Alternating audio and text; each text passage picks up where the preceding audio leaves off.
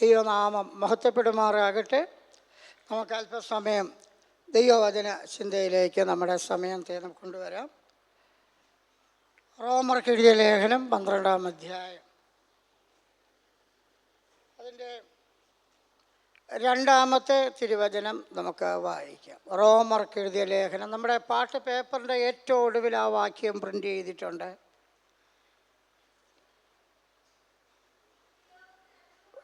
ഈ ലോകത്തിന് അനുരൂപരാകാതെ നന്മയും പ്രസാദവും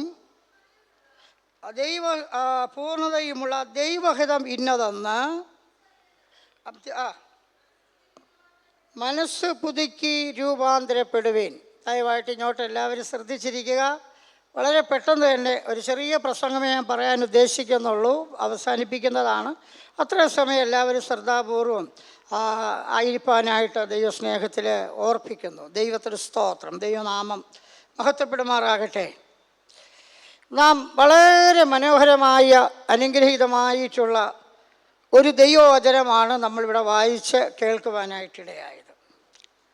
ഇപ്പം നമ്മുടെ ഈ ദിവസങ്ങളിൽ, കഴിഞ്ഞ നവംബർ മുതൽ ഈ ഫെബ്രുവരി വരെ കേരളത്തിൻ്റെ അങ്ങോളം ഇങ്ങോളം മിക്കവാറും പെന്തക്കോസ്ത് സഭകളിൽ ജനറൽ കൺവെൻഷനും ഇതുപോലെ പൊതുസഭായോഗങ്ങളൊക്കെ നടന്നുകൊണ്ടിരിക്കുകയാണ്. ഇന്നും ചിലയിടത്തൊക്കെ പൊതുസഭായോഗം നടക്കുന്ന ദിവസമാണ്. എല്ലാവർക്കും വളരെ സന്തോഷമായിരിക്കുകയാണ് കൺവെൻഷൻ ദൂത് കേൾക്കുക.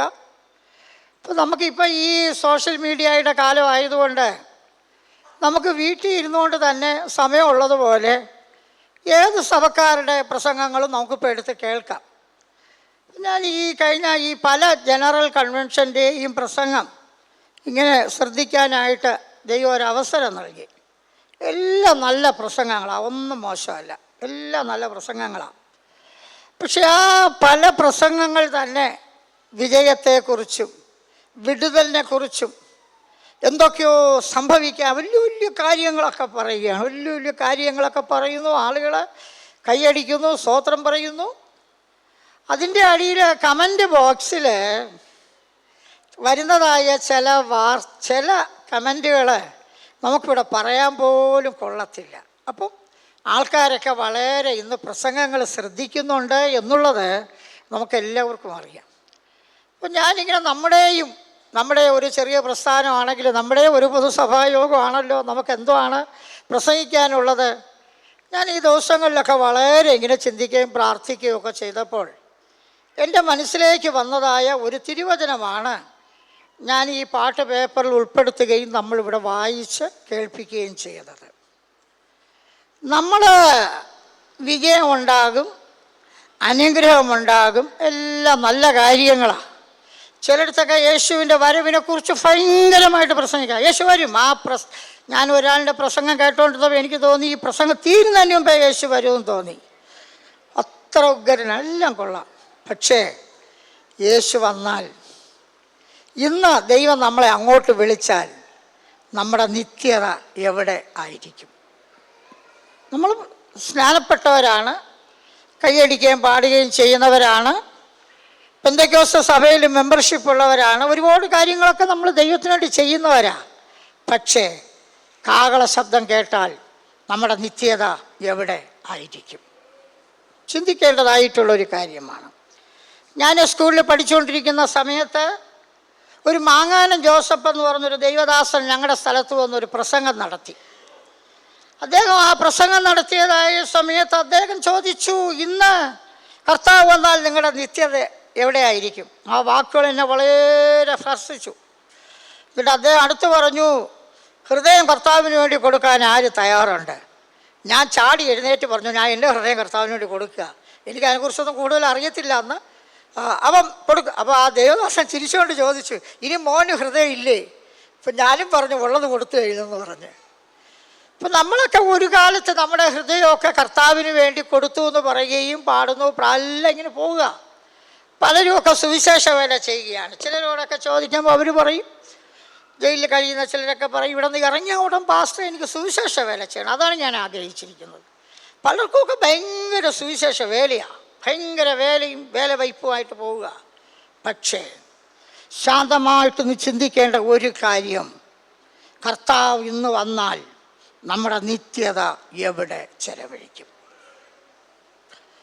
നമുക്ക് ഒരു സ്റ്റേജിൽ കിടന്ന് കുറേ ബഹളമൊക്കെ വെച്ച് എല്ലാവരും തുള്ളിച്ച് ചാടിച്ച് അങ്ങോട്ടടിച്ച് ഇങ്ങോട്ടടിച്ച് കൈ കൊണ്ടുവന്നിട്ടുള്ളവർ ഹല്ലേലൂയ പറയണം ഒക്കെ പറഞ്ഞ് ബഹളം ഉണ്ടാക്കാൻ എളുപ്പമാണ്.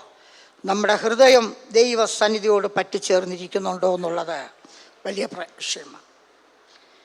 ഈ അപ്പോസ്തലനായ പൗലൂസ് റോമിലുള്ളതായ സഭയ്ക്ക് വേണ്ടി ഒരു ലേഖനം എഴുതുന്നതാണല്ലോ റോമർക്ക് എഴുതിയ ലേഖനം.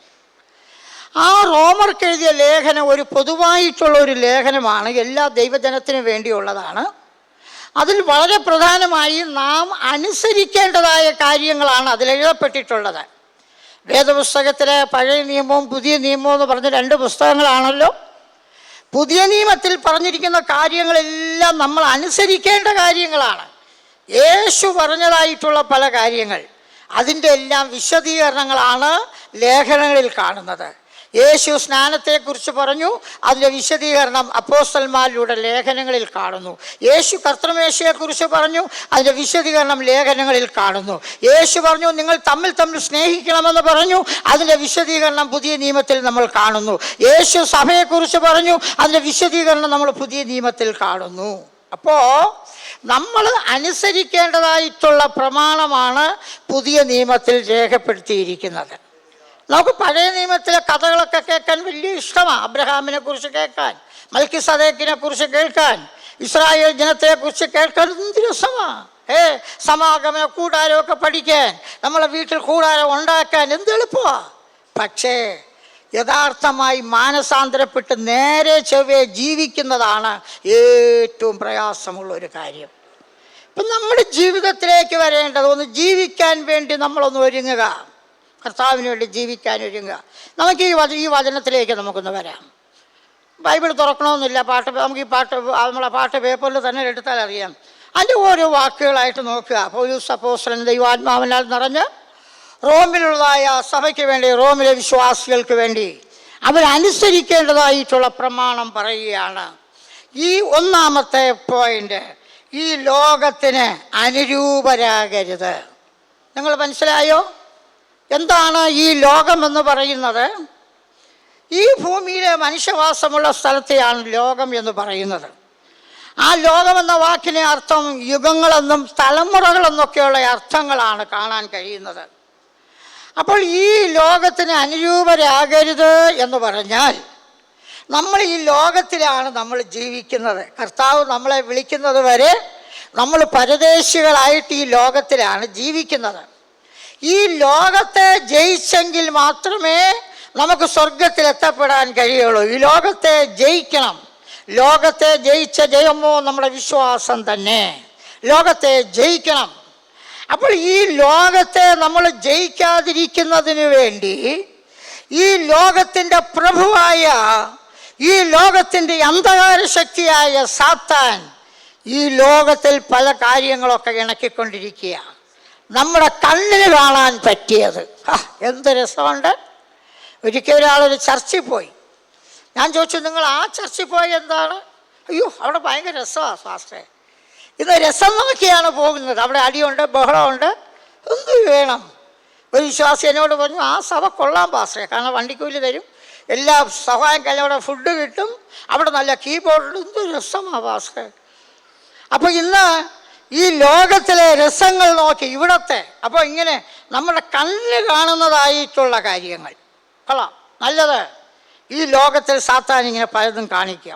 ആത്മീയ വിഷയത്തിൽ ഇന്ന് കയ്യടിയും പാട്ടും ബഹളവും ആരാധനയുടെ പേരിൽ ഇന്ന് പലർക്കും ആരാധന എന്താണെന്ന് അറിഞ്ഞുകൂടാ. അതുകൊണ്ട് ആരാധിക്കാം എന്ന് പറഞ്ഞ് കൈയടിച്ച് ബഹളം ഉണ്ടാക്കി ആളുകളെ ഇളക്കി കുറേ ഇളകി കഴിയുമ്പോൾ ആളുകൾ പറയും, ഇന്നത്തെ ആരാധന എന്തൊരു ആരാധനയായിരുന്നു, ഭയങ്കര വിടുതലായിരുന്നു. ഇവരുടെ ജീവിതത്തിൽ എന്തെങ്കിലും വ്യത്യാസം ഉണ്ടായോ? രോഗിയായിട്ട് വന്നവൻ രോഗിയായിട്ട് തന്നെ പോകുന്നു, പട്ടിണിക്കാരനായിട്ട് തരുന്നു, വീട്ടിൽ പഴയതുപോലെ അടിയും വഴക്കും പഴയതുപോലെ തുടരുന്നു. ഞായറാഴ്ച ആകുമ്പോൾ ആരാധന, ഒരു ആരാധന, ജീവിതത്തിൽ ഒരു വ്യത്യാസവും വന്നിട്ടില്ല. രണ്ടാമത് ഈ ലോകത്തെ കണ്ട് പഠിക്കുകയാണ്. ലോകത്തിൻ്റെ അവസ്ഥ നിങ്ങൾക്കറിയാമോ? ലോകം ഇന്ന് നാശത്തിലേക്ക് ഓടിക്കൊണ്ടിരിക്കുക. ബൈബിളിൽ പറഞ്ഞിരിക്കുന്ന പല പാപങ്ങളും മനുഷ്യനിന്ന് പച്ചവെള്ളം പോലെ കുടിക്കുന്നതിനുള്ള സ്വാതന്ത്ര്യം ഇന്ന് ഈ ലോകം തന്നുകൊണ്ടിരിക്കുകയാണ്. എന്താണ് ഈ ലോകത്തിൻ്റെ അവസ്ഥ? നിങ്ങൾ പത്രങ്ങൾ എടുത്ത് വായിച്ചു നോക്കാറുണ്ടോ? നിങ്ങൾ എന്നും ബൈബിൾ വായിക്കണം, പത്രവും വായിക്കണം.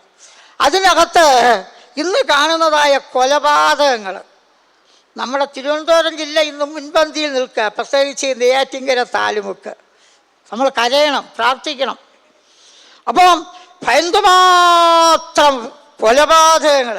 2 വയസ്സുള്ള കുഞ്ഞിനെ കിണറ്റിലേക്ക് എറിഞ്ഞു കളയുക അവരുടെ സുഖത്തിന് വേണ്ടി. കണ്ണൂർ ഒരു സ്ത്രീ അവരുടെ സുഖത്തിന് വേണ്ടി കുഞ്ഞിനെ കൊന്ന് കടൽ ഭിത്തിയിൽ ഒളിപ്പിച്ചു. ഇത് കേട്ടിട്ടില്ലേ? നമ്മൾ ഇവിടെ ഈ അടുത്ത് വായിച്ചില്ലേ, വധശിക്ഷ കാത്തു കിടക്കുന്ന ഒരു സഹോദരി. എന്താണ്? സ്വന്തം കാമുകനെ സ്നേഹിച്ച് അവസാനം കഷായം കൊടുത്തു. അപ്പൊ ഈ ലോകത്തിൻ്റെ ഗതി, ലോക സ്നേഹം ദൈവത്തോട് ശത്രുത്വമായി കൊലപാതകത്തിലേക്കും ആത്മഹത്യയിലേക്കും മനുഷ്യനെ ഇന്ന് നയിച്ചു കൊണ്ടിരിക്കുകയാണ് ഈ ലോകം. ശരിയാണോ? അപ്പൊ ഈ ലോകത്തിൽ നടക്കുന്ന, ഇനി ലോകത്തിൽ മറ്റൊരു കാര്യമാണ് വിവാഹമോചനങ്ങൾ. വിവാഹം കഴിക്കുന്നു, അത് കഴിയുമ്പോൾ എന്ത് ചെയ്യുകയാണ്? കളയുകയാണ്. വേണ്ട, അടുത്ത വേറൊരാളിനെ വിവാഹം കഴിക്കുകയാണ്. അതിനെ അംഗീകരിക്കുന്നതായിട്ടുള്ള സഭകളും ഇന്നുണ്ട്, അതിന് ഒത്താശ ചെയ്തു കൊടുക്കുന്ന. അപ്പം ഇനി വിവാഹം കഴിഞ്ഞില്ലെങ്കിലും കുഴപ്പമില്ല, ആൺ സുഹൃത്ത് പെൺ സുഹൃത്ത് എന്ന് പറഞ്ഞ് നിയമപരമായിട്ടുള്ള വ്യഭിചാരങ്ങൾ നടന്നുകൊണ്ടിരിക്കുകയാണ്. ഇപ്പം ലോകത്തെ നിങ്ങൾക്ക് മനസ്സിലായോ? നടക്കുന്ന കൊലപാതകങ്ങൾ, അക്രമങ്ങൾ, പണത്തിന് വേണ്ടി. ഇന്ന് പണമാണ് പലരുടെ ലക്ഷ്യം, എന്തും ചെയ്യും. ആത്മീയഗോളത്തിലും അങ്ങനെയാണ്, പണത്തിന് വേണ്ടി എന്ത് തട്ടിപ്പും കാണിക്കും. ഒരു ഇന്ത്യ അറിയപ്പെടുന്നൊരു ദൈവദാസൻ പ്രസംഗിച്ചപ്പോൾ പറയുകയാണ്, എൻ്റെ പാൻറ്റിൽ ഇഷ്ടം പോലെ പോക്കറ്റുണ്ട്, അവിടെ ഇവിടെ എല്ലാം. ഈ പോക്കറ്റ് എന്തിനു വേണ്ടിയാണ്? നിങ്ങൾ പൈസ ഇടണം, നിങ്ങൾക്ക് അനുഗ്രഹം കിട്ടാൻ. എങ്ങനെയും പണം ഉണ്ടാക്കുക, സ്ഥാനമാനങ്ങൾ ഉറപ്പിക്കുക. ഈ ലോകത്തിൻ്റെ അവസ്ഥ വളരെ നാശത്തിലേക്ക്, പാപത്തിലേക്ക്. മറ്റൊന്നാണ് മയക്കുമരുന്നുകളുടെ ഉപയോഗം. നിങ്ങൾക്കറിയാമോ? പാസ്റ്റർമാരുടെ മക്കൾ വരെ മയക്കുമരുന്നിന് അടിമകളാണ്. പാസ്റ്റർമാരുടെ മക്കൾ പോലും ഇന്ന് സഭയിൽ ചർച്ചിൽ പോകുന്നില്ല. പ്രായപൂർത്തിയായ പല പാസ്റ്റർമാരുടെ പാസ്റ്റർമാർ ഭയങ്കര പ്രവർത്തനം, മക്കള് മാനസാന്തരപ്പെട്ടിട്ടില്ല, സ്നാനപ്പെട്ടിട്ടില്ല. ലോക വഴിയെ നാശത്തിലേക്ക് പൊക്കൊണ്ടിരിക്കുകയാണ്. സോദോം ഗൊമോറയിലെ പാപം ലോകത്തെ കാർന്നു തിന്നുകൊണ്ടിരിക്കുകയാണ്. അങ്ങനെ ഈ ലോകത്തിൻ്റെ അവസ്ഥ വളരെ മോശമാണ്, പറഞ്ഞുകൊണ്ട് നിന്നാൽ തീരത്തില്ല. അത്രമാത്രം മദ്യപാനം, മയക്കുമരുന്നുകൾ, വ്യഭിചാരങ്ങൾ, ലൈംഗിക പാപങ്ങൾ, ദ്രവ്യാഗ്രഹങ്ങൾ, അത്യാഗ്രഹങ്ങൾ, വഞ്ചന, നാശം, കള്ളക്കേസുകൾ, വ്യാജ സ്നേഹങ്ങൾ, ഇങ്ങനെ ലോകത്തിൻ്റെ അവസ്ഥ വല്ലാതെ ആയിത്തീർന്നിരിക്കുകയാണ്. ഈ ലോകത്തിലാണ് ദൈവമക്കളാകുന്ന നമ്മൾ ജീവിക്കുന്നത്. എങ്ങനെ ജീവിക്കാൻ പറ്റും? അതുകൊണ്ട് അപ്പോസ്തലനായ പൗലോസ് ദൈവത്തിൻ്റെ പരിശുദ്ധാത്മാവിനാൽ നിറഞ്ഞ് ദൈവജനത്തോട് പറയുകയാണ്, നിങ്ങൾ ഈ ലോകത്തിലാണ് ജീവിക്കുന്നു എങ്കിലും നിങ്ങൾ ഈ ലോകത്തിൽ എന്ത് ചെയ്യില്ല, നിങ്ങൾ അനുരൂപരാകരുത്. ലോകത്തെ ശ്രദ്ധിക്കല്ലേ, ലോകത്തിൻ്റെ പിന്നാലെ പോകല്ലേ, ലോകത്തെ നിങ്ങൾ കണ്ടുപഠിക്കല്ലേ. ഒരിക്കലും ഒരു ദൈവദാസനോടൊരു ഉപദേശ വിഷയം പറഞ്ഞപ്പോൾ അദ്ദേഹം പറയുന്നു, പാസ്റ്റർ അമേരിക്കയിലൊക്കെ അങ്ങനെയാ, വിദേശ രാജ്യങ്ങളിലൊക്കെ അങ്ങനെയാ. പ്രിയപ്പെട്ടവരെ, വിദേശ രാജ്യങ്ങളിൽ എന്ത് നടക്കുന്നു എന്നുള്ളതല്ല നമ്മുടെ പ്രമാണം. നമ്മുടെ പ്രമാണം എന്ന് പറയുന്നത് ദൈവവചനം എന്ത് പറയുന്നു എന്നുള്ളതാണ്. ലോകത്തിൻ്റെ നിയമങ്ങളല്ല, നമുക്കൊരു ദൈവത്തിൻ്റെ പ്രമാണമാണ്, ദൈവത്തിൻ്റെ നിയമമാണ്. നേരത്തെ നമ്മുടെ സംഘടനയെക്കുറിച്ച് പറഞ്ഞല്ലോ, നമ്മുടെ ഈ ഗോസ്പൽ ചർച്ച് ഓഫ് ക്രൈസ്റ്റിന് എവിടെ കൂടെയെങ്കിലും ഓടാൻ പറ്റൂല, കിട്ടുന്ന എല്ലാ പണവും മേടിക്കാൻ പറ്റത്തില്ല, എങ്ങനെയും പോകാൻ പറ്റത്തില്ല. ഇവിടെ ഒരു ട്രെയിനിന് പാളമുള്ളതുപോലെ ഈ വഴിയിൽ കൂടെ മാത്രമേ സഞ്ചരിക്കാൻ പറ്റൂ. കാര്യം എന്തെന്നറിയാമോ? ബൈബിളിൽ ഒരു വചനം ഇങ്ങനെ പറയുന്നു, ഒരുവൻ മല്ല് കെട്ടിയാലും ചട്ടപ്രകാരം പോരായെങ്കിൽ എന്തു പ്രാപിക്കൂല? കിരീടം. ചട്ടം അനുസരിച്ച്, ഇതാണ് ചട്ടം, വചനം. എങ്ങനെയെങ്കിലുമൊക്കെ കാട്ടിക്കൂട്ടി നല്ല പ്രവർത്തനമായിരുന്നു കേട്ടോ, എന്ന് പറഞ്ഞാലൊന്നും വില പോകത്തില്ല. അങ്ങനെ നല്ല പ്രവർത്തനം ചെയ്ത കുറേ പേരെ കുറിച്ച് പറയുന്നല്ലോ. ഭൂതങ്ങളെ പുറത്താക്കി, മരിച്ചവരെ ഉയർപ്പിച്ചു, രോഗികളെ സൗഖ്യമാക്കി. പക്ഷേ യേശു കർത്താവ് പറഞ്ഞ എന്താണെന്നറിയാമോ? നിങ്ങളെ ഒരു നാളും അറിയുന്നില്ല. അപ്പോൾ നമുക്ക് ഈ ലോകത്തിൽ നമ്മൾ അനുഭവമാകരുത്. ലോകത്തെ കണ്ടു പഠിക്കല്ലേ, ലോകത്തിൻ്റെ പിന്നാലെ പോകല്ലേ. നേരത്തെ ഞാനൊരു വാക്യം പറഞ്ഞല്ലോ, ലോകവും അതിൻ്റെ മോഹവും ഒഴിഞ്ഞു പോകും, ദൈവ ഇഷ്ടം ചെയ്യുന്നവൻ മാത്രമേ നിലനിൽക്കുകയുള്ളൂ. നമ്മൾ ഈ ലോകത്തിൻ്റെ പിന്നാലെ പോകല്ലേ, ലോകത്തെ അനുകരിക്കരുത്, ലോകത്തിനായിട്ട് ജീവിക്കല്ലേ. ഈ ലോകക്കാരല്ല, നാം ദൈവത്തിനുള്ളവരാണ്. അപ്പോൾ ഈ ലോകത്തിന് നമ്മൾ അനുരൂപരാകരുത്. അപ്പം നമ്മൾ എന്തെങ്കിലും കാര്യങ്ങൾ ചെയ്യാൻ വന്നാൽ അത് വചനപ്രകാരമാണോ എന്ന് പരിശോധിക്കണം. മനസ്സിലായോ നിങ്ങൾക്ക്? ആ വീട്ടിൽ അങ്ങനെയാണ് എന്ന് നമ്മൾ പറയല്ലേ, അവിടെ ഓണം ആഘോഷിക്കുന്നു, അവിടെ അങ്ങനെയൊക്കെ നടക്കുന്നു, നമുക്കും ആകാം.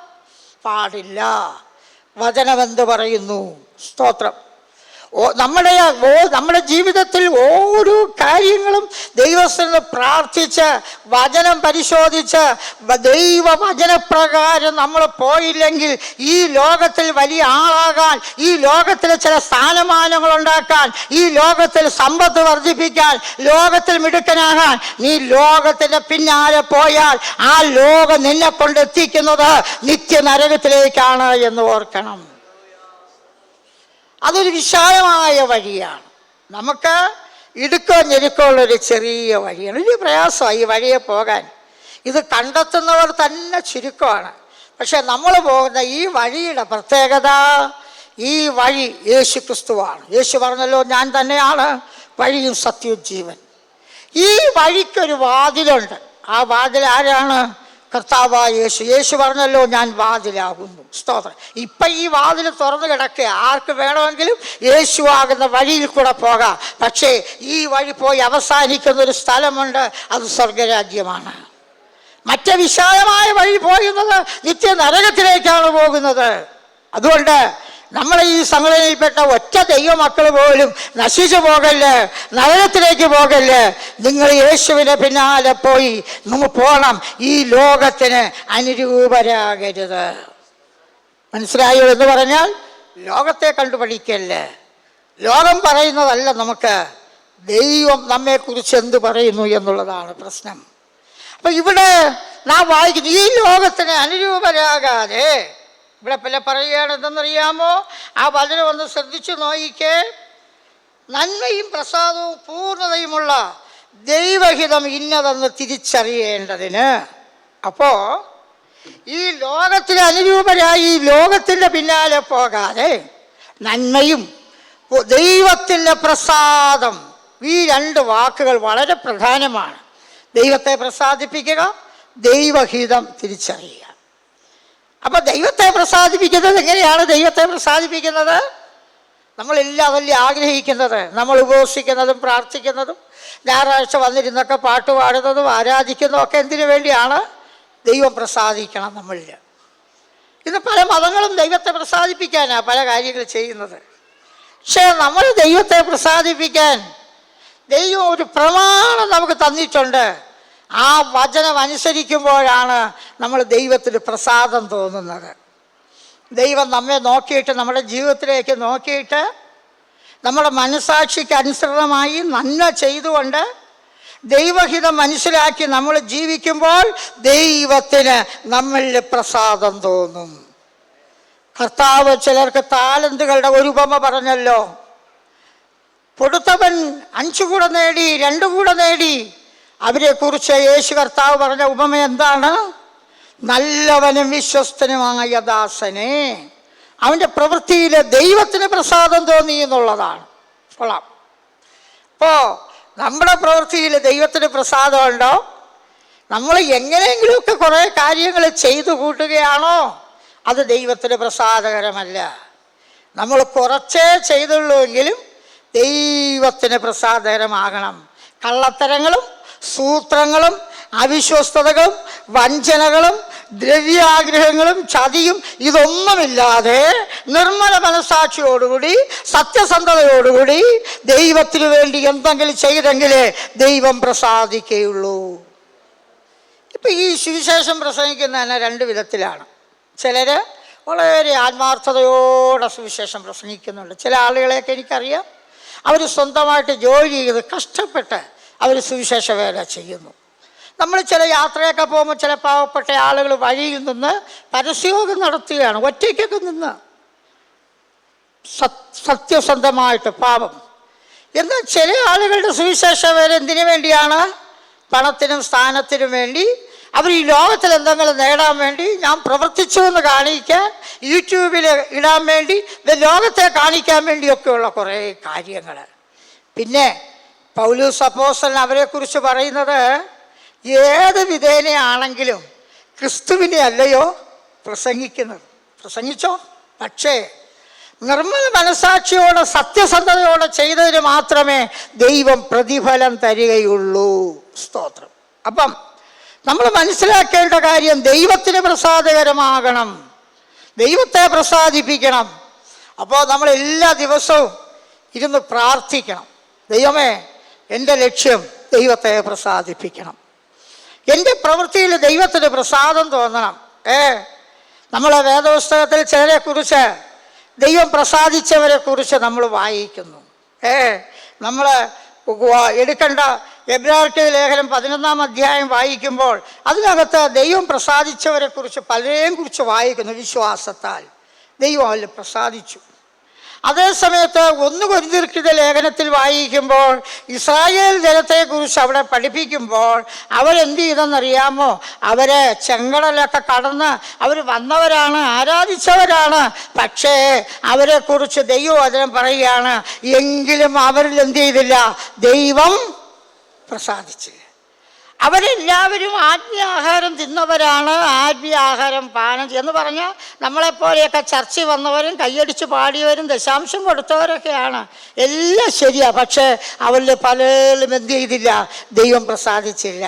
കാരണം അവർ പുറമേ ഇതൊക്കെ ചെയ്തെങ്കിലും അവർക്ക് ഹൃദയംഗമായി ദൈവവുമായിട്ട് ബന്ധമില്ലായിരുന്നു. അവരുടെ ഉദ്ദേശ ലക്ഷ്യങ്ങൾ മറ്റെന്തോ ആയിരുന്നു. അത് ദൈവത്തിന് ഇഷ്ടപ്പെട്ടില്ല. അതുകൊണ്ട് ദൈവത്തിന് അവരിൽ പ്രസാദം തോന്നിയിട്ടില്ല. നമുക്കൊന്ന് പരിശോധിക്കാൻ പറ്റുമോ? എൻ്റെ പ്രവൃത്തിയിൽ ദൈവത്തിന് പ്രസാദമുണ്ടോ? സ്തോത്രം ഉണ്ടോ?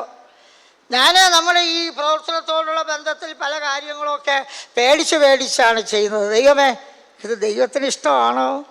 നമ്മൾ ചെയ്യുന്നത് കുഴപ്പമാകുമോ? അപ്പം നമുക്കൊരു ദൈവഭയം നമ്മുടെ അകത്തുണ്ടാകട്ടെ.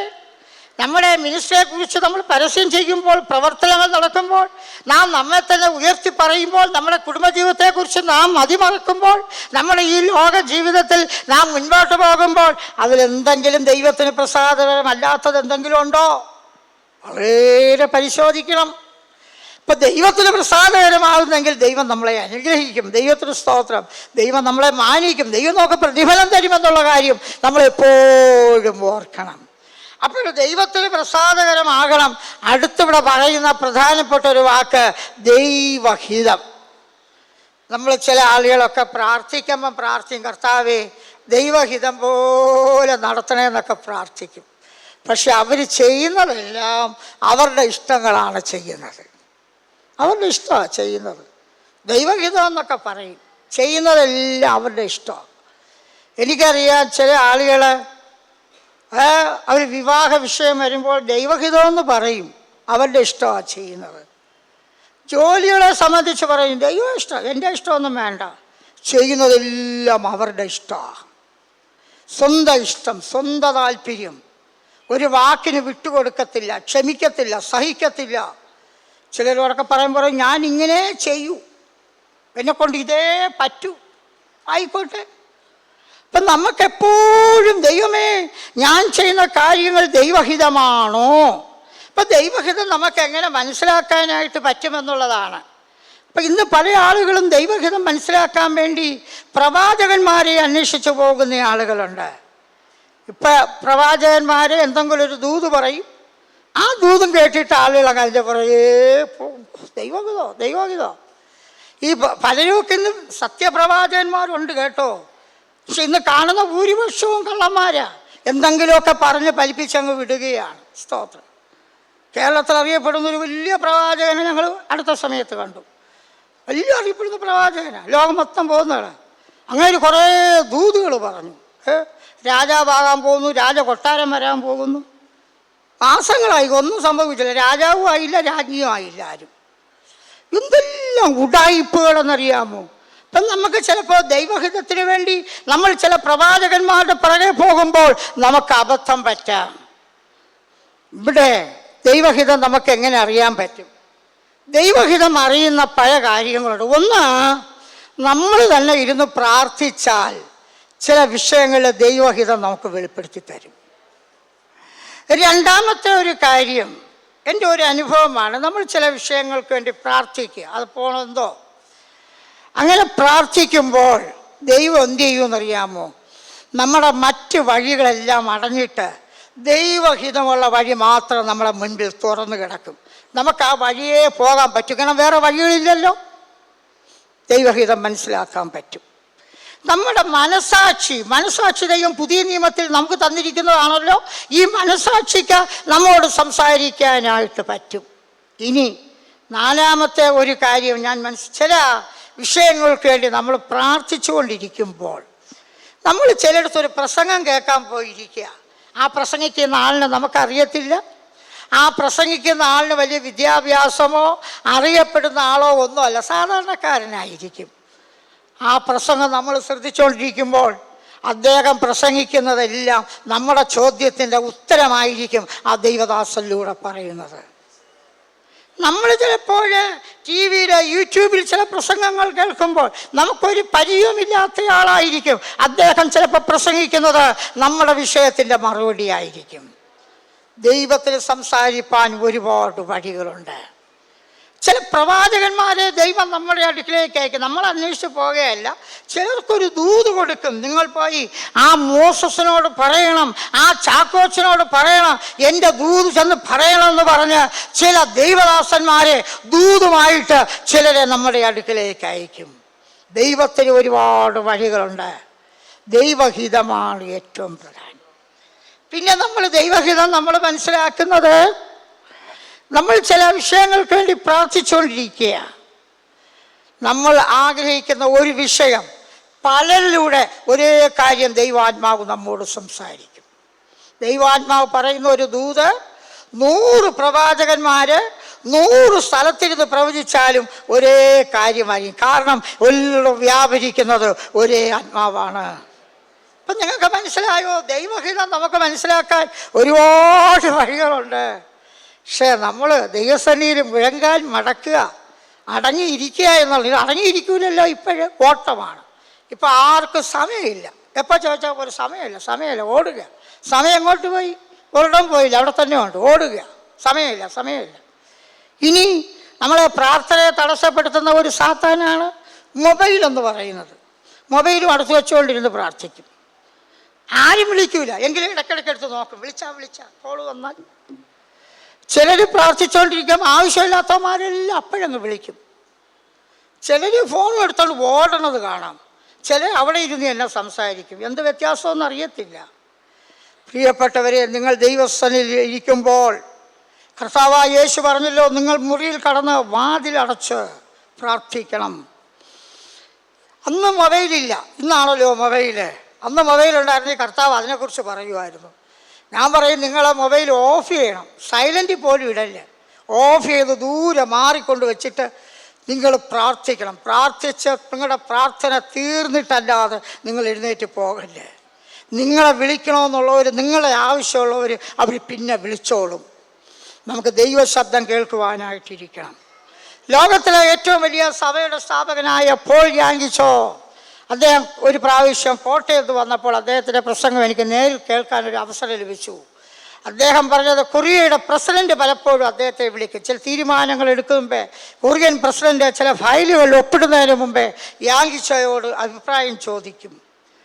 യാങ്കിച്ചോ പ്രാർത്ഥിച്ചുകൊണ്ടിരിക്കുന്ന സമയത്ത് ആ പ്രൈവറ്റ് സെക്രട്ടറിയുടെയിലാണ് ഫോൺ ഏൽപ്പിച്ചിരിക്കുന്നത്. പ്രൈവറ്റ് സെക്രട്ടറി പറയും, ഇപ്പോൾ വിളിക്കാൻ പറ്റത്തില്ല, അദ്ദേഹം ഇപ്പോൾ ദൈവവുമായിട്ട് സംസാരിച്ചു കൊണ്ടിരിക്കുകയാണ്. അദ്ദേഹത്തിൻ്റെ വിജയം അതായിരുന്നു. ഇന്ന് ഇപ്പം നമുക്ക് നമ്മുടെ മൊബൈൽ ഓഫ് ചെയ്ത് വയ്ക്കുക പ്രാർത്ഥിക്കുന്ന സമയത്ത്. ഇത് മൊബൈലും എടുത്തുകൊണ്ട് ഓടുകയാണ്. സഭായോഗത്തിന് വന്നാൽ 1 മണിക്കൂർ അടങ്ങിയിരിക്കില്ല. മൊബൈൽ ഇപ്പം മൊബൈലിലെല്ലാം ഉണ്ടല്ലോ. ലോകം മുഴുവനും കൈക്കകത്ത് വെച്ചിരിക്കുകയാണ്, വിരൽ തുമ്പിൽ. നല്ലത് വേണോ തീയത് വേണോ ഏത് വേണം, ഇങ്ങനെ വന്നുകൊണ്ടിരിക്കും. പ്രിയപ്പെട്ടവരെ, ഞാൻ പറയട്ടെ, നമുക്ക് പ്രാർത്ഥനയ്ക്ക് തടസ്സമുണ്ടാകുന്ന, ദൈവവുമായിട്ടുള്ള ബന്ധത്തിന് തടസ്സമുണ്ടാകുന്ന കാര്യങ്ങൾ നമ്മൾ മാറ്റിവെച്ചെങ്കിലേ ദൈവത്തിൻ്റെ ഹിതം ദൈവത്തിന് നമുക്ക് വെളിപ്പെടുത്തി തരാൻ പറ്റൂ. അതിൽ മുട്ടുമടക്കി കരയണം, പ്രാർത്ഥിക്കണം, ദൈവഹിതത്തിനായിട്ട് പ്രാർത്ഥിക്കണം. ദൈവഹിതം അറിയുന്നത് വരെ നമ്മൾ മറ്റൊരു തീരുമാനം എടുക്കല്ലേ. ദൈവത്തോട് സംസാരിച്ചു കൊണ്ടേയിരിക്കണം, പ്രാർത്ഥിക്കണം. ചിലപ്പോൾ ഉപവസിക്കേണ്ടി വരും, കരയേണ്ടി വരും, കരയണം. അതിന് ചില ഉദാഹരണങ്ങൾ ബൈബിളിലുണ്ട്. സ്തോത്രം. ഹന്ന ദൈവസന്നിധിയിൽ കരഞ്ഞതിനെ കുറിച്ച് നമ്മൾ വായിച്ചില്ലേ? ദൈവാലയത്തിൽ ദൈവദാസന്മാർ മുറിയിൽ കിടന്ന് വാതിലടച്ചു പ്രാർത്ഥിച്ചതിനെ കുറിച്ച് നമ്മൾ വായിക്കുന്നില്ലേ? നമ്മളവിടെ ചെയ്യാറുണ്ടോ? ഇപ്പം നമ്മുടെ വീട്ടിലൊക്കെ വേണമെങ്കിൽ ഒരു കുടുംബ പ്രാർത്ഥന നടത്തും. എല്ലാവരും കൂടെ വന്ന് ഏതെങ്കിലും ഒരു പാട്ട് പാടി വായിച്ച് പ്രാർത്ഥിച്ചു, തീർന്നു. ശാപ്പാടടിച്ചു, കിടന്നുറങ്ങി, തീർന്നു. അല്ല, നിങ്ങളൊക്കെ ഒറ്റയ്ക്കിരുന്ന് വ്യക്തിപരമായി നിങ്ങളുടെ ഹൃദയം ദൈവസന്നിധിയിലേക്ക് പകരണം. നിങ്ങളുടെ വിഷയങ്ങൾ ദൈവസന്നിധിയിലേക്ക് പകരണം. ദൈവഹിതത്തിനായിട്ട് നിങ്ങൾ ചെവി കൊടുക്കണം. ചില ദൈവഹിതം ദൈവം വചനത്തിലൂടെ നമ്മോട് സംസാരിക്കും. അതുപോലെ നമ്മൾ ബൈബിൾ തുറന്ന് വായിക്കണം. അപ്പോൾ ചില ആളുകൾ പ്രാർത്ഥിച്ചിട്ട് പെട്ടെന്ന് അങ്ങ് തുറക്കും, അതായിരിക്കും ദൈവഹിതം. അങ്ങനെ ഒരിക്കൽ ഒരാളിനൊരു അബദ്ധം പറ്റി. ഒരിക്കൽ അയാൾ എന്നും ബൈബിൾ തുറക്കും, ആദ്യം കാണുന്നത് പോലെയൊക്കെ ചെയ്യും. ഒരു ദിവസം ഒരു വിഷയത്തിന് വേണ്ടി പ്രാർത്ഥിച്ചുകൊണ്ടിരിക്കുക. അത് കഴിഞ്ഞ് പെട്ടെന്ന് ബൈബിൾ തുറന്നപ്പോൾ യൂദ തൂങ്ങിച്ചത്തതിനെ കുറിച്ചാണ് വാക്കുന്നത്. അപ്പോൾ അടച്ചു, ശരിയായില്ല, അത് പറ്റൂ. വീണ്ടും തുറന്ന് നോക്കിയപ്പോൾ അടുത്ത വാക്യം പറയുകയാണ്, നീയും അങ്ങനെ തന്നെ ചെയ്യുക. വീണ്ടും ബൈബിൾ അടച്ചു, വീണ്ടും തുറന്നു നോക്കി, അടുത്തും നോക്കിയപ്പോൾ നീ വേഗത്തിൽ ചെയ്യുക. അത് തൂങ്ങിച്ചാവാനാണോ ദൈവം നമ്മളോട് പറയുന്നത്? അങ്ങനെയുള്ള ബൈബിൾ വായനയല്ല. ഞാൻ പറയും, മത്തായി സുവിശേഷം 1:10 ശാന്തമായിട്ടിരുന്ന് ഇങ്ങനെ വായിക്കണം. അത് ഒരു ദിവസം ഒരു അധ്യായം വായിച്ചുള്ളെങ്കിലും 2-3 പ്രാവശ്യം ആവർത്തിച്ച് വായിക്കണം. അതിനകത്ത് നമ്മൾ അനുസരിക്കേണ്ടത് എന്താണെന്ന് മനസ്സിലാക്കി അതിനെ അടയാളപ്പെടുത്തണം. വചനം നോക്കണം, ഇത് ഞാൻ അനുസരിക്കുന്നുണ്ടോ. ഇന്ന് നമ്മൾ വായിച്ചു നിർത്തിയൊരു വാക്യം പറഞ്ഞു, നിങ്ങൾ തമ്മിൽ സ്നേഹിക്കണം.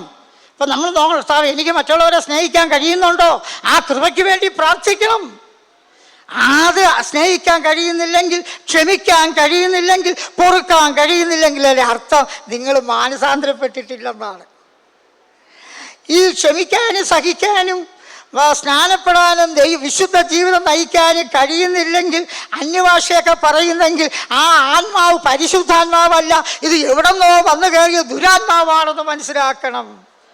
പരിശുദ്ധാത്മാവ് വരുമ്പോൾ നിങ്ങളെ സകല സത്യത്തിൽ വഴി നടത്തും. യഥാർത്ഥമായി മാനസാന്തരപ്പെട്ടവൻ വേഗത്തിൽ സ്നാനപ്പെടും.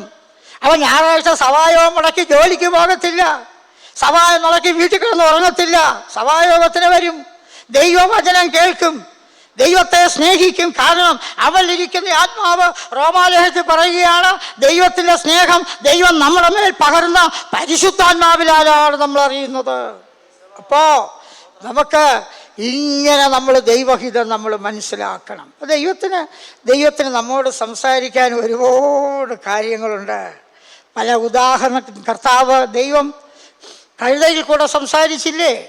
ഒരുപാട് വഴികളുണ്ട്. സ്തോത്രം. അതുകൊണ്ട് ദൈവമക്കളെ, നിങ്ങൾ ഈ ലോകത്തിന് നിങ്ങൾ അനുരൂപരായി ഈ ലോകപ്രകാരം ജീവിക്കാതെ നന്മയും പ്രസാദമുള്ളത് മനസ്സിലാക്കി ദൈവഹിതം തിരിച്ചറിഞ്ഞ് നിങ്ങളുടെ മനസ്സ് പുതുക്കി നിങ്ങൾ എന്ത് ചെയ്യണമെന്നറിയാമോ? രൂപാന്തരപ്പെടണം. അപ്പോൾ നമ്മുടെ മനസ്സിനെ ഒന്ന് പുതുക്കി, എന്താണ് ദൈവഹിതം പലപ്പോഴും മനസ്സിലാക്കാൻ പറ്റാത്തതെന്ന് ചോദിച്ചാൽ, നമുക്ക് നമ്മുടെ മനസ്സെന്ത് ചെയ്തിട്ടില്ല? രൂപാന്തരപ്പെട്ടിട്ടില്ല, പഴയ മനസ്സായിട്ടിരിക്കുക. അതുകൊണ്ടാണ് കൊരിന്ത്യ ലേഖനത്തിൽ ഒരു വാക്യമുണ്ട്, നിങ്ങൾ ഇപ്പോഴും വിശ്വാസത്തിൽ ഇരിക്കുന്നുവോ എന്ന് നിങ്ങളെ തന്നെ എന്ത് ചെയ്യുവിൻ, പരിശോധിക്കണം. പണ്ട് നിങ്ങൾ രക്ഷിക്കപ്പെട്ടത് ശരിയാണ്, യേശു സ്നാനപ്പെട്ടത് ശരിയാണ്, ഇന്ന് ആ അനുഭവത്തിലാണോ ഇരിക്കുന്നത്? വെളിപ്പാട് പുസ്തകത്തിൽ ആസ്യയിലെ 7 സഭകൾക്ക് ദൂതെഴുതുമ്പോൾ അവിടെ ഒരു സഭയെക്കുറിച്ച് കുറ്റം പറയുകയാണ്. ഒരു കുറ്റം നിന്റെ മേൽ പറയാനുണ്ട്. ആ കുറ്റം എന്താണെന്ന് അറിയാമോ? നിന്റെ ആദ്യ സ്നേഹം പോയി. രക്ഷിക്കപ്പെട്ടപ്പോൾ എന്തൊരു സ്നേഹമായിരുന്നു. ആരെ കണ്ടാലും സ്വോത്രം സ്വോത്രം ഹല്ലേലൂയ. എവിടെ ഭവനയോഗം ഉണ്ടെങ്കിലും ഓടിപ്പോകും, സഭായോഗത്തിന് നേരത്തെ വരും, ബൈബിൾ വായിക്കും, എന്തൊരു ഉത്സാഹമായിരുന്നു. കുറച്ച് കഴിഞ്ഞപ്പോൾ ഇതെല്ലാം പോയി, ആദ്യ സ്നേഹമൊക്കെ പോയി. എങ്ങനെയാണ് പിന്മാറ്റത്തിലേക്ക് പോകുന്നത്? പിന്മാറ്റത്തിൽ പോകുന്നതിന് പല ലക്ഷണങ്ങളുണ്ട്. ഒന്നാമത്തെ ലക്ഷണം സഭായോഗം മുടക്കും. രണ്ടാമത്തെ ലക്ഷണം ദൈവദാസന്മാരെ കുറ്റം പറയും. മൂന്നാമത്തെ ലക്ഷണം പ്രാർത്ഥന അനുഭവം കാണത്തില്ല. ഇങ്ങനെ തുടങ്ങും പിന്മാറ്റം. അപ്പം ഇവരൊക്കെ പറയുകയാണ്, ഞാൻ അവിടെ വന്നെങ്കിലും വീട്ടിൽ ഇരുന്നാണ് എന്ത് ചെയ്തത്, പ്രാർത്ഥിച്ച്. വീട്ടിൽ ഇരുന്ന് പ്രാർത്ഥിച്ച് ഭൂതം കയറിയ എത്രയോ പേരെ അറിയാവുന്നതാണ്. സ്തോത്രം. അപ്പോൾ നമ്മൾ മനസ്സിലാക്കണം, നമ്മൾ ആദ്യ സ്നേഹം പോയോ, വിശ്വാസം പോയോ, ദൈവകൃപ പോയോ? മനസ്സിനെ ഒന്ന് പുതുക്കണം. ആ പുതുക്കുന്നതിന് വേണ്ടിയാണ് ഞായറാഴ്ച സഭായോഗം തന്നിരിക്കുന്നത്.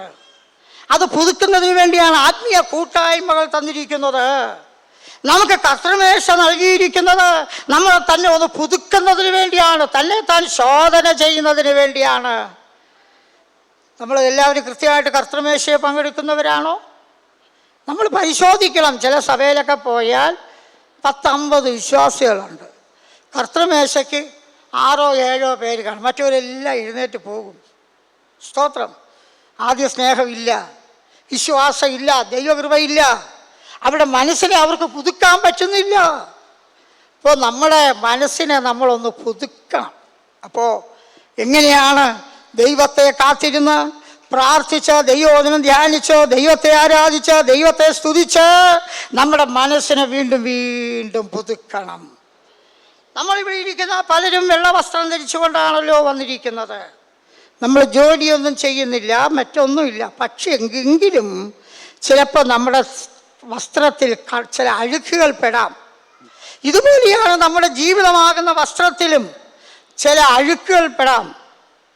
നമുക്ക് അഴുക്കൊന്നും വിഷയമല്ലെന്ന് തോന്നും. പക്ഷേ യോശുവ ദൈവസന്നിധിയിൽ നിൽക്കുമ്പോൾ സാത്താൻ ഓടി വന്ന് യോശുവയെക്കുറിച്ച് കുറ്റം പറയുകയാണ്. അദ്ദേഹത്തിൻ്റെ വസ്ത്രം എന്ത് ചെയ്തിരിക്കുകയാണ്? മുഷിഞ്ഞിരിക്കുകയാണ്. സാത്താൻ ഇഷ്ടപ്പെട്ടില്ല, ദൈവത്തിനും കുഴപ്പമില്ലായിരുന്നു.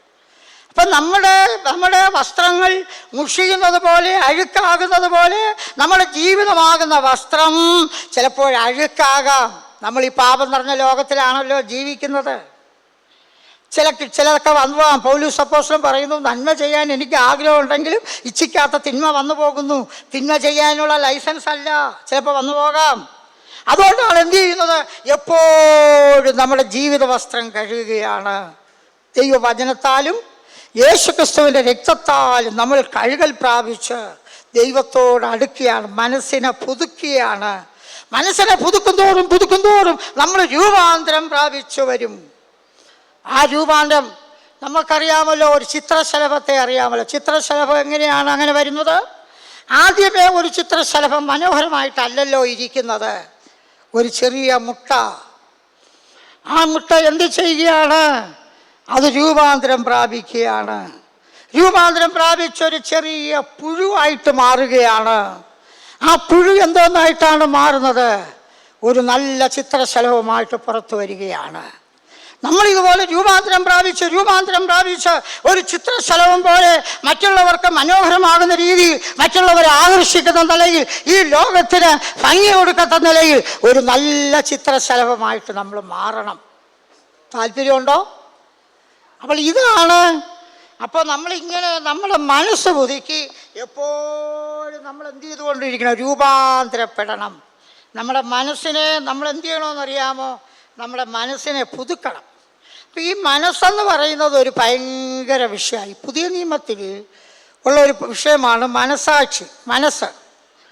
നമ്മൾ ചില ആളുകളോടൊക്കെ ചില കാര്യങ്ങൾ പറയുമ്പോൾ അവർ എടുത്തു ചാടി പറയും, എന്നോട് പറഞ്ഞിട്ട് എനിക്ക് മനസ്സില്ലെന്ന്. കേട്ടിട്ടുണ്ടോ നിങ്ങൾ? നിങ്ങൾ വീട്ടിനകത്തും കാണും. അവർ ചെയ്യും ആ കാര്യം. പക്ഷെ ആദ്യം പറയുന്ന വാക്കെന്തെന്നറിയാം, എനിക്ക് മനസ്സില്ലെന്ന്. അപ്പം നമ്മുടെ മനസ്സിനെ നമ്മളാണല്ലോ നിയന്ത്രിക്കുന്നത്. ഇപ്പം ദൈവത്തിൻ്റെ സന്നിധിയിൽ നമ്മൾ വരുമ്പോൾ, ദൈവവചനം കേൾക്കുമ്പോൾ, നാം ദൈവകൃപയെ അനുഭവിക്കുമ്പോൾ, അവിടെ നമുക്ക് എനിക്ക് മനസ്സില്ല എന്നൊരിക്കലും പറയാൻ പറ്റില്ല. താഴ്മ നമ്മുടെ ഹൃദയത്തിലേക്ക് വരുമ്പോൾ, മറിയയ്ക്ക് എന്താണ് ആ താഴ്മയെക്കുറിച്ചുണ്ടായത്?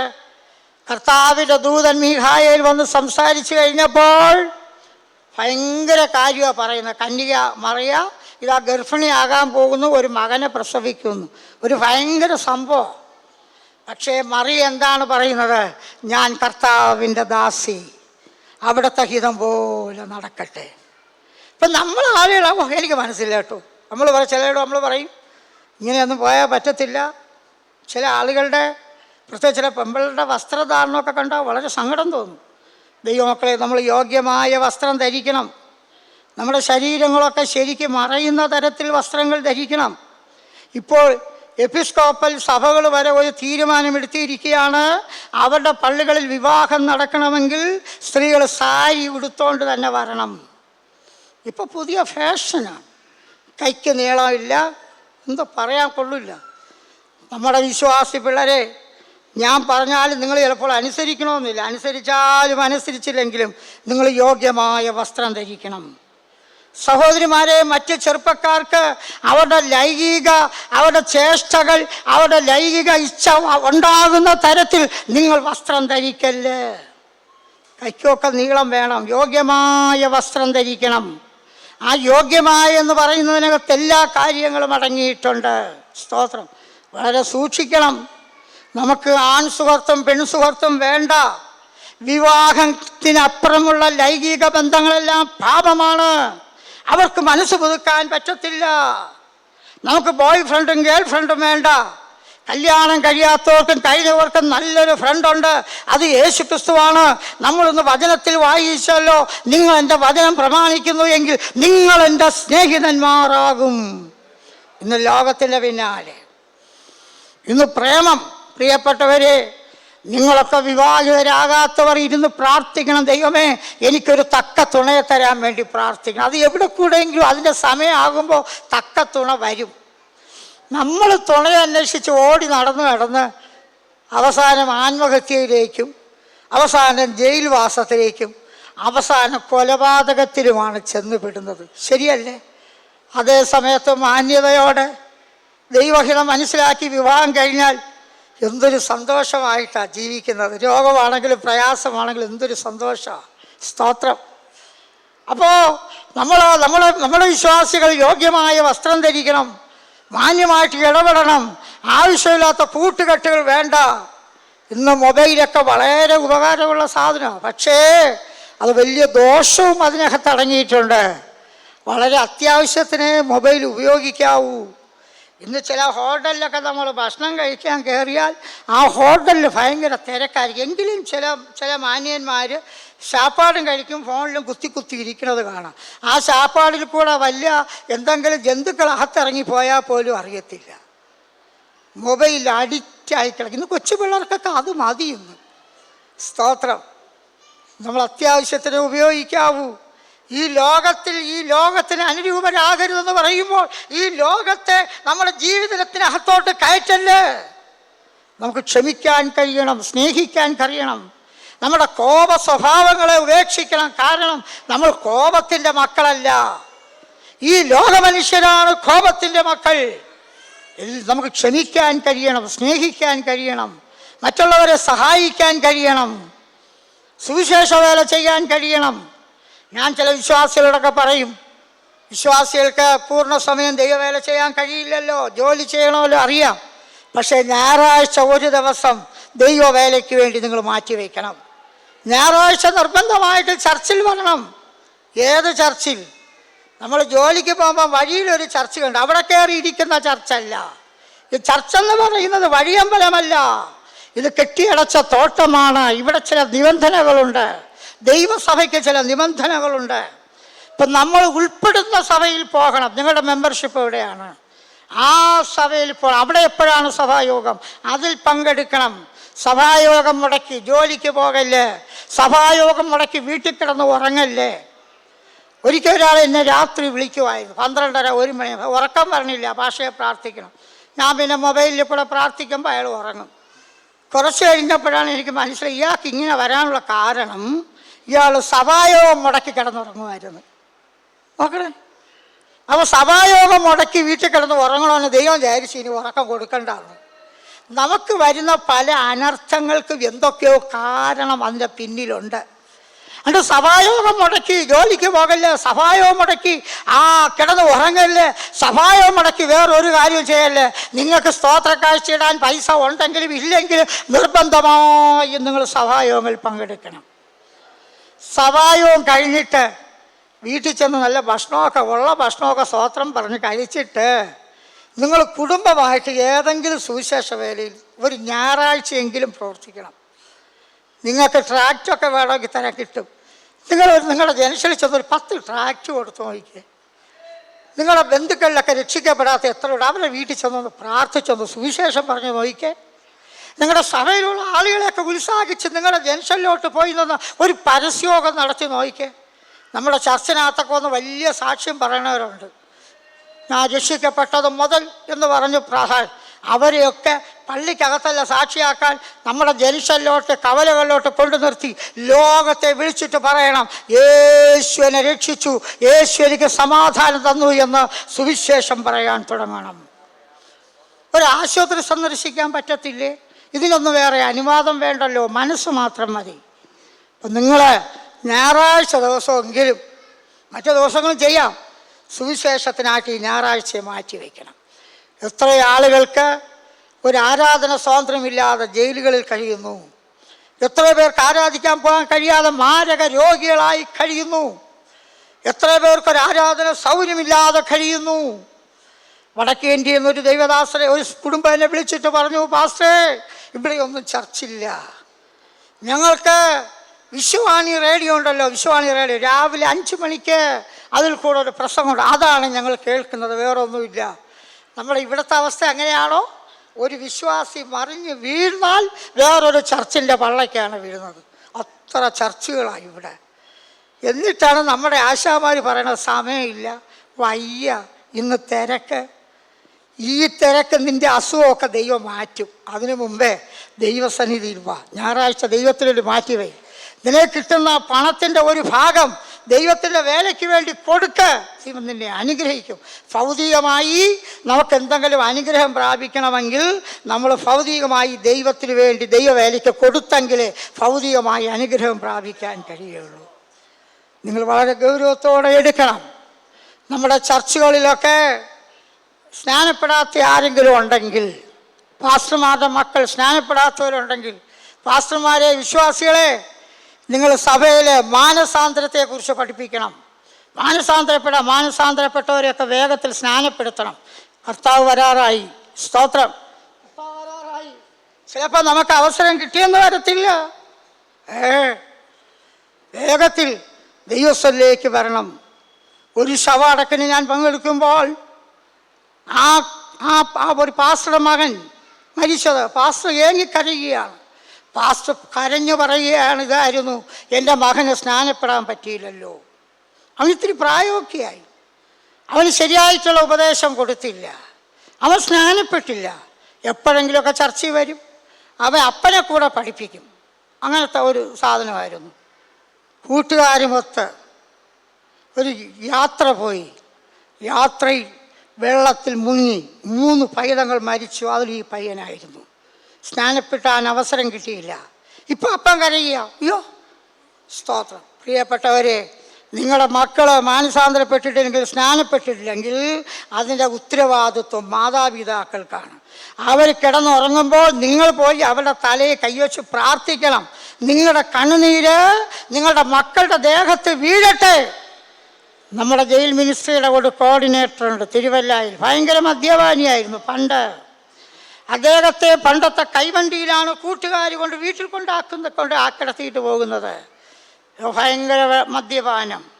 ഒരു മദ്യപാനം ശകലം ബോധം വിടുമ്പോൾ അവൻ്റെ ദേഹത്തൊക്കെ വെള്ളം വീണതായിട്ടൊക്കെ തോന്നും. എന്തോ ആണെന്ന് അയാൾക്ക് മനസ്സിലായില്ല.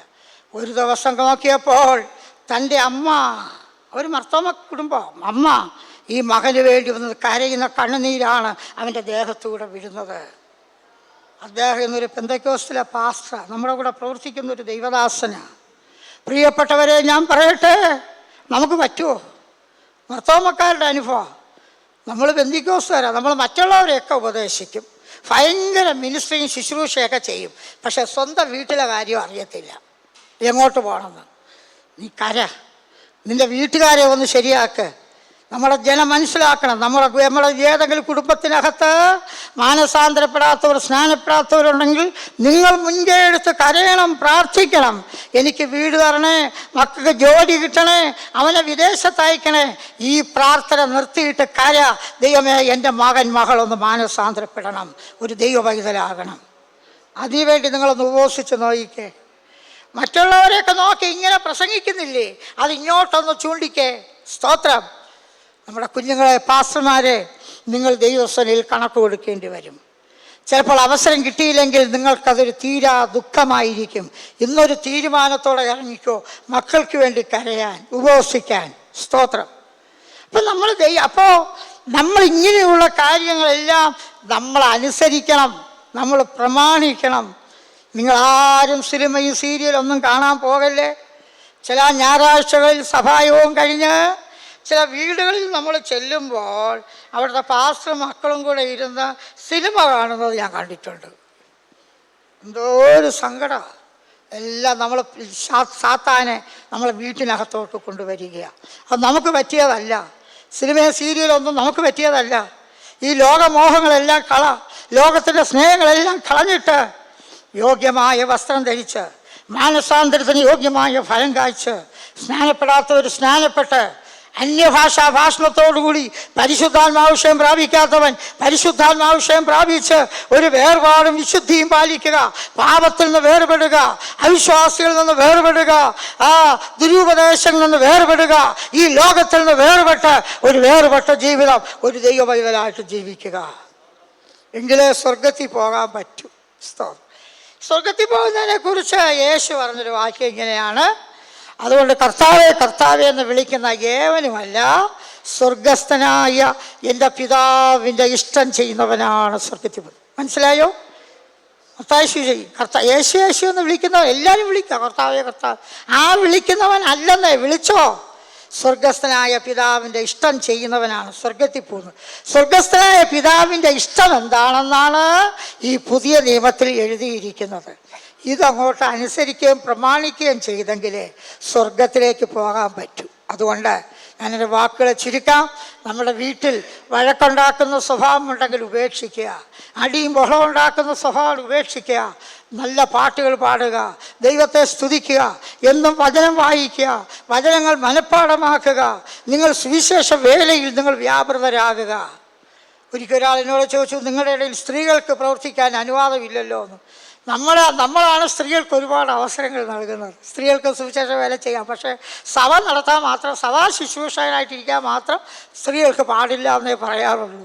പുരുഷന്മാരുടെ പേരിൽ കർത്തൃത്വം നടത്താനും അവരെ തോളിൽ കയറാനും പോകണ്ടെന്നാണ് പറയുന്നത്. അല്ലാതെ നമുക്ക് പരസ്യവും നടത്താം. സ്ത്രീകൾക്ക് ഒരുപാട് സുവിശേഷ വേല ചെയ്യാൻ പറ്റുമെന്നുള്ളതെല്ലാം നമ്മൾ ചെയ്യണം. നമ്മളെല്ലാവരും കർത്താവിൻ്റെ വേലയിൽ വർദ്ധിച്ചു വരണം. അതുകൊണ്ട് ഈ ദിവസങ്ങൾ നമ്മൾ അങ്ങനെ മുൻപോട്ട് പോകണം. നമ്മുടെ ഇടയിൽ നല്ല കഴിവുള്ളവരുണ്ടല്ലോ, നമ്മൾ നല്ല പാട്ട് എഴുതാൻ കഴിവുള്ളവരുണ്ടല്ലോ, ദൈവകൃപയുള്ളവരുണ്ടല്ലോ. നിങ്ങൾ പ്രാർത്ഥിക്കണം. വിശുദ്ധ ജീവിതം നയിക്കുന്നവർ കൃപാവരങ്ങൾക്ക് വേണ്ടി പ്രാർത്ഥിക്കണം. ഏതെങ്കിലും ഒരു ആലോചന നമ്മുടെ മനസ്സിൽ കിട്ടിയാൽ അത് ദൈവം തന്ന ആലോചനയൊന്നാണോ നമ്മൾ വ്യക്തമാക്കണം. ദൈവാലോചനയ്ക്ക് പ്രാധാന്യത കൊടുക്കണം. ഞാനൊരു വാക്കുകൾ ചുരുക്കാം. ഈ വചനം നമ്മുടെ മനസ്സിൽ നിൽക്കട്ടെ. ഈ ലോകത്തിന് അനുരൂപരാകരുത്. ഈ ലോകത്തെ കണ്ടു പഠിക്കല്ലേ. നിങ്ങൾ എന്തെങ്കിലും പറഞ്ഞാൽ അവിടെ എങ്ങനെയാണല്ലോ, ഇവിടെ എങ്ങനെയാണല്ലോ, ആ സഭ എങ്ങനെയാണല്ലോ. ആ സഭ എങ്ങനെയോ പോട്ടെ, നമ്മൾ മറ്റ് സഭകളെ നോക്കണ്ട. മറ്റ് സഭകൾ എങ്ങനെയോ പോട്ടെ, നമ്മൾ മറ്റ് സംഘടനകളെ നോക്കണ്ട. നമുക്ക് നോക്കാനുള്ളത് യേശുവിനെയാണ്. അതുകൊണ്ടാണല്ലോ എബ്രായ ലേഖനത്തിൽ പറയുന്നത്, നമ്മുടെ മുൻപിൽ വെച്ചുകൊണ്ട് യേശുവിനെ നീ ശ്രദ്ധിച്ചു നോക്കുക. നമുക്ക് നോക്കാനുള്ളത് നമ്മുടെ പ്രമാണം ദൈവത്തിൻ്റെ വചനമാണ്. ഈ പാളത്തിലൂടെ, ഈ വഴിയിലൂടെ യാത്ര ചെയ്യുക. വേറെ വഴിയിൽ കൂടെ പോകല്ലേ. വേറെ വഴിയിൽ കൂടെ വരുന്നവൻ കള്ളനും കവർച്ചക്കാരനുമാണ്. അതുകൊണ്ട് നമ്മുടെ വിശുദ്ധിയെ തികയ്ക്കുക, വിശുദ്ധ ജീവിതത്തിന് പ്രാധാന്യത കൊടുക്കുക. നമ്മുടെ മനസ്സിൽ ഒറ്റ വാക്കിതായിരിക്കട്ടെ, ഈ ലോകത്തിൽ എനിക്കൊന്നും കിട്ടിയില്ലെങ്കിലും എനിക്ക് സ്വർഗം കിട്ടണം, എനിക്ക് നിത്യജീവൻ വേണം, എനിക്ക് സ്വർഗത്തിൽ പോകണം. നമുക്ക് ഉള്ളത് കൊണ്ട് തൃപ്തിപ്പെടുക, ദൈവം നമ്മളെ അനുഗ്രഹിക്കും. നമ്മൾ ഉള്ളത് കൊണ്ട്, പണത്തിൻ്റെ അത്യാഗ്രഹം കൊണ്ട് ഓടല്ലേ, അത് വലിയ ദോഷമാണ്. ദ്രവ്യാഗ്രഹം സകലവിധ ദോഷത്തിനും കാരണമാണ്. ഉള്ളത് കൊണ്ട് തൃപ്തിപ്പെടുക, ദൈവകൃപയിൽ ആശ്രയിക്കുക. ആദ്യം ദൈവത്തിൻ്റെ രാജ്യവും നീതിയും അന്വേഷിക്കുമ്പോൾ അതോടുകൂടി സകലതും ദൈവം നമുക്ക് തരും. നിങ്ങൾക്ക് വിശ്വസിക്കാമോ? ചിലപ്പോൾ നമ്മുടെ ഈ പ്രസംഗം കേൾക്കുമ്പോൾ ചിലർക്ക് ഇഷ്ടപ്പെട്ടെന്ന് വരത്തില്ല. ചിലരൊക്കെ ആഗ്രഹിക്കുന്നത് കൈയൊക്കെ അടിച്ച് ബോളം ഉണ്ടാക്കി ഇവിടെയൊക്കെ ഡാൻസ് ചെയ്ത് തുള്ളുന്നതാണ് പലർക്കും ഇഷ്ടം. ഒരാൾ ഭയങ്കരമായിട്ട് തുള്ളിയപ്പോൾ ഞാൻ ചോദിച്ചത് എന്തോ, ദാവീദ് നൃത്തം ചെയ്തല്ലേ ആരാധിച്ചത്? ദാവീദ് നൃത്തം ചെയ്തൊന്നുമല്ല ആരാധിച്ചത്, ദാവീദ് സന്തോഷം കൊണ്ട് റോട്ടി ഇറങ്ങി ചാടിയതാണ്. പക്ഷേ ആ ദാവീദിൻ്റെ കാര്യം ഒടുക്കം എന്തായെന്നുള്ളത് നമുക്കറിയാം. നമുക്ക് പുതിയ നിയമസഭയ്ക്കകത്ത് ആത്മാവിൽ സത്യത്തിൽ ദൈവത്തെ ആരാധിച്ച് ഒരു വിശുദ്ധ ജീവിതം നയിച്ച് കർത്താവിൻ്റെ വരവിനെ പ്രത്യാശയോടെ നോക്കി നമുക്ക് മുൻപോട്ട് പോകാം. അതിനുവേണ്ടി നമ്മുടെ gospel church of god in ക്രൈസ്റ്റിനെ ദൈവം സഹായിക്കട്ടെ, നിങ്ങളെല്ലാവരും ദൈവം സഹായിക്കട്ടെ. നമ്മൾ അടുത്ത വർഷം ദൈവം നമുക്ക് തരികയാണെങ്കിൽ ഇനി നമുക്ക് സഭകൾ വർദ്ധിക്കണം, പ്രവർത്തനങ്ങൾ വർദ്ധിക്കണം. നിങ്ങൾ വരുമ്പോൾ ഇനിയും ആളുകളെ കൂട്ടിക്കൊണ്ട് വരണം. നിങ്ങളുടെ അടുത്തൊക്കെ സഭകളില്ലാത്ത സ്ഥലങ്ങളിലെല്ലാം പുതിയ കൂടി വരവുകൾ ആരംഭിക്കണം, പ്രയർ സെല്ലുകൾ ആരംഭിക്കണം. നിങ്ങൾ ഈ പ്രസ്ഥാനത്തിന് വേണ്ടി പ്രാർത്ഥിക്കണം. ഈ വചനം ഒന്നുകൂടെ നമ്മുടെ ഓർമ്മയിൽ നിൽക്കട്ടെ. നമുക്കൊരുമിച്ച് ഈ വചനം ഒന്ന് പറയാം. ഈ ലോകത്തിന് അനുരൂപരാകാതെ, എന്താണ് നന്മയും പ്രസാദവും പൂർണ്ണതയുമുള്ള ദൈവഹിതം ഇന്നതെന്ന് തിരിച്ചറിയേണ്ടതിന് മനസ്സ് പുതുക്കി രൂപാന്തരപ്പെടുകയും ദൈവഹിതം നമ്മൾ മനസ്സിലാക്കി കഴിഞ്ഞാൽ പിന്നെ ദൈവഹിതപ്രകാരമേ പോകാവൂ. ദൈവഹിതമാണ് ബൈബിളിൽ എഴുതിയിരിക്കുന്നത്. നമുക്ക് ദൈവവചനം അനുസരിച്ച് പോകാം, അതിനുവേണ്ടി സമർപ്പിക്കാം. ഒരു നിമിഷം നമ്മുടെ കണ്ണുകളെ അടച്ച് നമുക്കൊന്ന് പ്രാർത്ഥിക്കാം. എല്ലാവരും ശാന്തമായിട്ടൊന്ന് പ്രാർത്ഥിച്ച്, നിങ്ങൾ ആരും ഈ സമയം ഒന്ന് പുറത്തിറങ്ങൽ, ബൈബിളൊക്കെ ഒന്ന് ശാന്തമായിട്ട് ഒന്ന് പ്രാർത്ഥിച്ചു. എല്ലാവരും ദൈവഹിതം അറിയാൻ, നമ്മുടെ മനസ്സിൽ രൂപാന്തരപ്പെടുത്താൻ, ഈ ലോകത്തിന് അനുരൂപരാകല്ലേ, ഈ ലോകത്തെ പഠിക്കല്ലേ, ഈ ലോകത്തിൻ്റെ പിന്നാലെ പോകല്ലേ. ലോകം നമുക്ക് യോഗ്യമല്ല. യേശുവിനെ നോക്കാൻ, വചനമനുസരിക്കാൻ, ദൈവപ്രമാണത്തിന് വേണ്ടി നിൽക്കാൻ എല്ലാവരും ഒന്ന് പ്രാർത്ഥിച്ചോട്ടെ. സ്തോത്രം. നമ്മൾ VBS ഒക്കെ നടത്തുമ്പോൾ നമുക്ക് ഡാൻസും നാടകവും കളികളൊന്നും വേണ്ട. ദൈവഭയത്തിൽ നടത്താമെങ്കിൽ മാത്രം നമ്മുടെ സഭകളിൽ നടത്തിയാൽ മതി. നൃത്തവും ഡാൻസും ബഹളവും ആക്ഷൻ സോങ്ങൊന്നും വേണ്ട. മര്യാദയ്ക്ക് ദൈവവചനം പഠിപ്പിക്കാനും ആത്മീയ അർത്ഥമുള്ള പാട്ടുകൾ പാടാനും ഉണ്ടെങ്കിൽ മതി. അത് മതി നമ്മുടെ VBS നടത്തുകയാണെങ്കിൽ. സ്തോത്രം. നമ്മൾ യേശുവിനെ കുറിച്ച് പറയുമ്പോൾ, ദൈവത്തെക്കുറിച്ച് പറയുമ്പോൾ, ദൈവത്തെ നീ എന്നും അവനെന്നും പറഞ്ഞ് ദൈവത്തെ അപമാനിക്കല്ലേ. ദൈവത്തെ ബഹുമാനിക്കുക, ദൈവത്തിന് മഹത്വം കൊടുക്കുക, ദൈവത്തെ അങ്ങെന്നും അവിടെ നിന്നും പറയുക, ബഹുമാന പദങ്ങൾ ദൈവത്തിന് കൊടുക്കുക, യേശുവിനങ്ങനെ കൊടുക്കുക. നമുക്ക് ആ ദൈവത്തോട് നമുക്കൊന്ന് അടുത്ത് വരാം. നമുക്ക് ദൈവത്തോട് അടുത്ത് വരാം. നമ്മൾ ലോകത്ത് അവിടെ അങ്ങനെ ഇവിടെ അതൊന്നും നോക്കണ്ട. നമുക്ക് ബൈബിൾ എന്ത് പറയും? എല്ലാവരും ഒന്ന് പ്രാർത്ഥിച്ച് നിങ്ങളിന്ന് ദൈവത്തിന് വേണ്ടി സമർപ്പിക്കുകയാണെങ്കിൽ, സുവിശേഷ വേലയ്ക്ക് വേണ്ടി നിങ്ങൾ ആരെങ്കിലും സമർപ്പിക്കുകയാണെങ്കിൽ, നിങ്ങൾക്ക് നിങ്ങളുടെ കൈകളെ ഉയർത്തുക. ഞങ്ങൾ നിങ്ങൾക്ക് വേണ്ടി പ്രാർത്ഥിക്കാം. ഈ gospel church of god in ക്രൈസ്റ്റിന് വേണ്ടി പ്രാർത്ഥിക്കാൻ, സഹായിക്കാൻ അങ്ങനെയുള്ളൊരു ദയവായിട്ടൊന്ന് എഴുന്നേറ്റ് നിന്നേ. സ്തോത്രം. ഒരു സമർപ്പണത്തിലേക്ക് വരാം. അങ്ങനെ ആരെങ്കിലും ഉണ്ടെങ്കിൽ ഒന്ന് എഴുന്നേറ്റ് നിൽക്കുക. സ്തോത്രം. ചിലരൊക്കെ കൈ ഉയർത്തിയല്ലോ, അവർക്കൊന്ന് എഴുന്നേറ്റ് നിൽക്കുക. ഈ ആരെങ്കിലും ഉണ്ടോ സുവിശേഷത്തിൻ്റെ സാക്ഷികളാകാൻ, പ്രാർത്ഥിക്കാൻ? നമ്മുടെ വലിയ ജോലി തിരക്കൊക്കെ എഴുന്നേറ്റ് നിൽക്കാം. നമ്മുടെ ജോലി തിരക്കൊക്കെ മാറ്റി വെച്ചിട്ട് ദൈവഹിതത്തിൽ ആരെങ്കിലും ഉണ്ടെങ്കിൽ ഒന്ന് എഴുന്നേറ്റ് നിന്നേ. നമ്മൾ അവർക്ക് വേണ്ടി പ്രാർത്ഥിക്കാൻ പോവുക. ഏതെങ്കിലും സഹോദരിമാരുണ്ടോ, സഹോദരന്മാരുണ്ടോ, ഏതെങ്കിലും കുഞ്ഞുങ്ങളുണ്ടോ കർത്താവിന് വേണ്ടി നിൽക്കാൻ? ഇന്നലെ നമ്മുടെ ഒരു പാസ്റ്ററും കുഞ്ഞും കൂടെ ഇവിടെ വന്നു.